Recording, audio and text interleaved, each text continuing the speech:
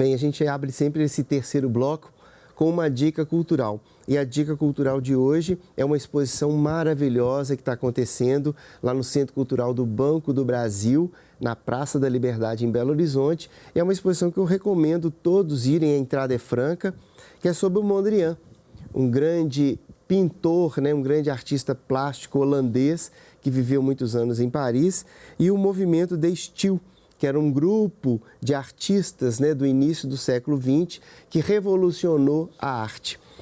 A gente vai mostrar aí para vocês algumas imagens que a gente fez lá no Centro Cultural do Banco do Brasil. Essa exposição está lá até o dia 26 de setembro, de quarta a segunda, de 9 da manhã às 9 da noite. Como eu disse, a entrada é franca. E vocês vão notar nos próximos programas que a gente gravou sempre os poemas lá no Centro Cultural com uma obra assim ao fundo, mostrando um pouquinho do potencial dessa belíssima exposição. Vale a pena conferir. A gente continua aqui agora o nosso papo. Dessa vez vamos conversar um pouquinho com o Marcelo Issa, né? Ô Marcelo, você é de Belo Horizonte também, né? Sim, nasci aqui em Belo Horizonte. Nasceu aqui. E pelo que você mandou aqui, você começou a estudar música aos 6 anos de idade, foi isso? Pois é, minha mãe me colocou na aula de piano. Sim.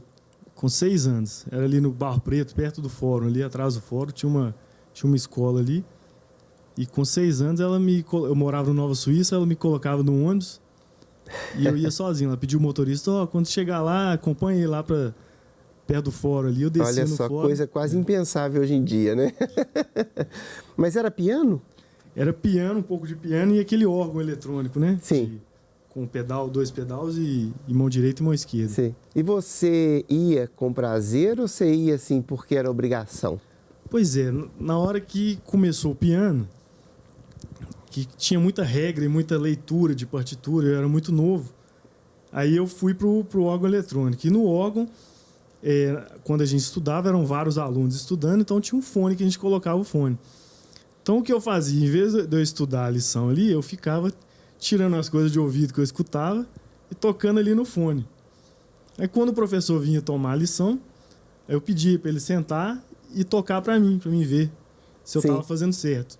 Ele tocava e depois eu repetia o que ele estava fazendo. Então eu gostava mais de treinar o ouvido do que a partitura em si, né? Ficou mais divertido para você, né? Ficou. E quanto tempo que foi isso assim? Foram muitos anos?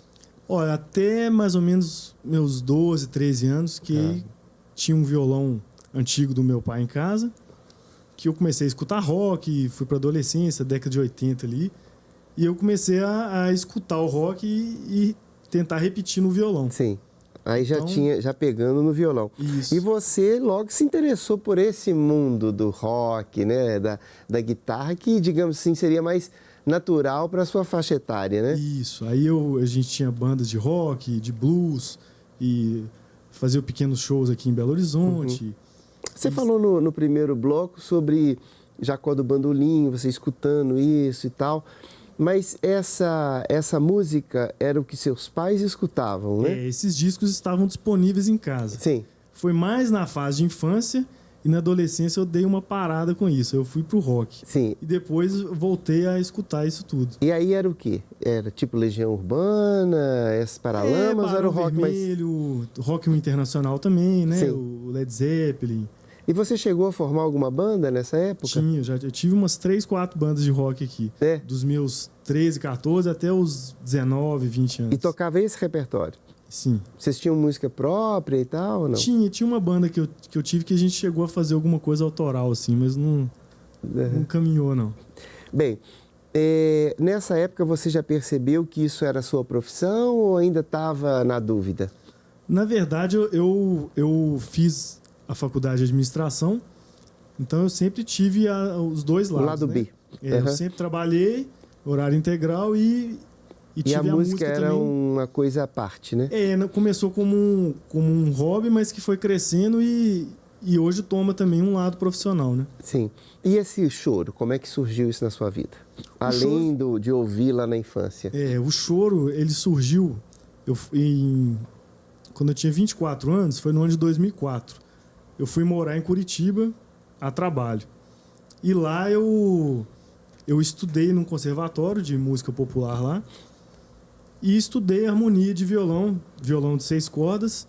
E no final o meu professor falou assim, ó, tem um outro professor aqui que ele faz uma orquestra de violões, acho que eram 5, 6 violões, e ele falou, eu gostaria que você entrasse para a orquestra e tal. Aí eu fiz o teste, entrei para essa orquestra de violões, e esse professor ele tinha um violão de 7 cordas. E como eu tinha esse violão muito velho, esse Giannini muito velho, ele falou assim, ó, você está precisando comprar um violão novo e tal, o violão está sem som. Aí ele me indicou um violão, falou, já que você vai comprar, tem um violão 7 cordas aqui.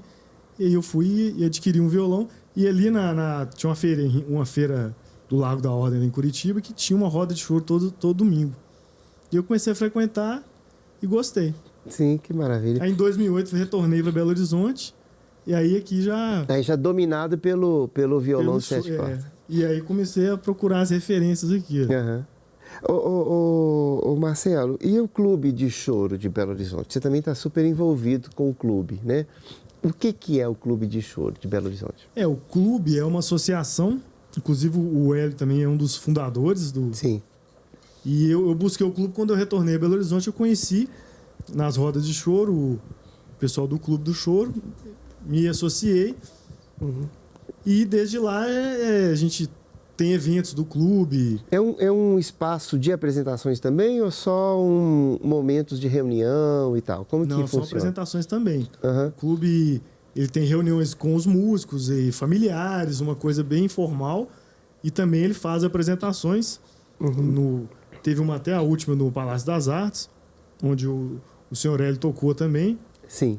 E às vezes trazem músicos de fora. O Hamilton de Holanda esteve aqui, já veio o Yamandu.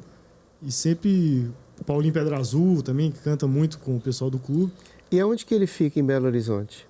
Ele tem a sede ali no bairro Dona Clara. Dona Clara, tá. E lá tem um espaço para apresentações também? Tem. Tá. Tem a apresentação e uma feijoaria que o Jonas, o antigo presidente, montou uma feijoaria. Uhum. E lá tem um espaço que é um palco onde os músicos se apresentam. E tem dia certo da apresentação? É todo domingo, né? Não, lá não tem dia certo, não. Periodicamente faz lá uma reunião com os associados, né? Sim. E onde todos vão e tocam e aproveitam o feijão preto lá da feijoaria. Que maravilha. Né? Música e comidinha boa é uma boa associação, né? Bem, vou interromper o nosso papo, que a gente já está chegando no final do bloco, para abrir mais espaço para o Marcelo e para o Hélio tocarem mais uma canção. Vamos lá?